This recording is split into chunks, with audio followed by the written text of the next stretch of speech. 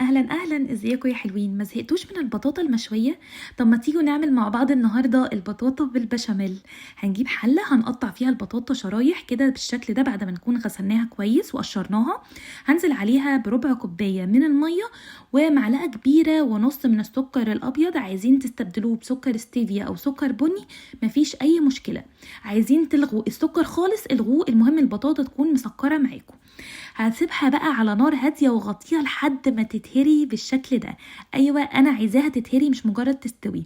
هبتدي بقى ان انا افردها بعد ما اكون هرستها كويس. هفردها في صينيه البايركس وهجيب نفس الحله اللي عملت فيها البطاطا عشان ما نعملش مواعين كتير. هغسلها واحط فيها مكعبين من الزبده. هستنى لحد ما المكعبين يسيحوا كده بالشكل ده، وهنزل عليها بمعلقتين من الدقيق، معلقتين كبار من الدقيق. وهبتدي ان انا ادوبهم بالشكل ده لحد ما اشم ريحه الدقيق عشان يكون الدقيق استوى، عشان ما نحسش بطعم الدقيق في البشاميل. هنزل بقى باللبن بتاعي، هكون محضره كوبايتين ونص من اللبن. هنزل بيهم شويه بشويه عشان الدقيق ما يكلكعش معايا، وهبتدي ان انا اضرب بالمضرب كويس جدا. عايزه اقول لكم ان البطاطا بالبشاميل بجد احلى كتير من البطاطا المشويه، وطعمها مختلف كل الاختلاف عن البطاطا المشويه. وفعلا لو ما جربتهاش انتوا خسرانين كتير قوي. بس كده احنا نزلنا باللبن وقلبناه كويس جدا. انا هنا عندي سيرب لايت من سويت اند سليم. قلت كده ايه يعني، احنا في الشتاء وهناكل البطاطا بالبشاميل بس مش عايزين نتخن قوي يعني.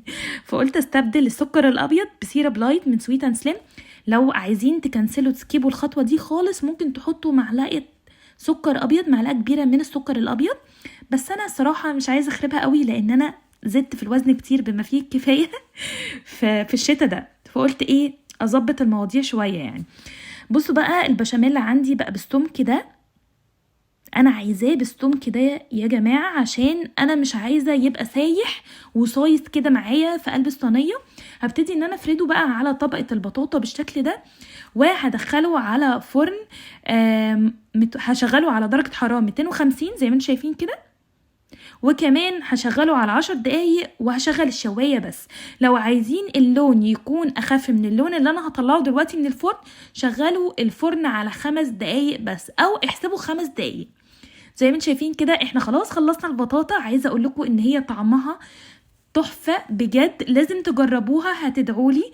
وما تنسوش تعملوا لايك وسبسكرايب، واشوفكم في الفيديو جاي على خير.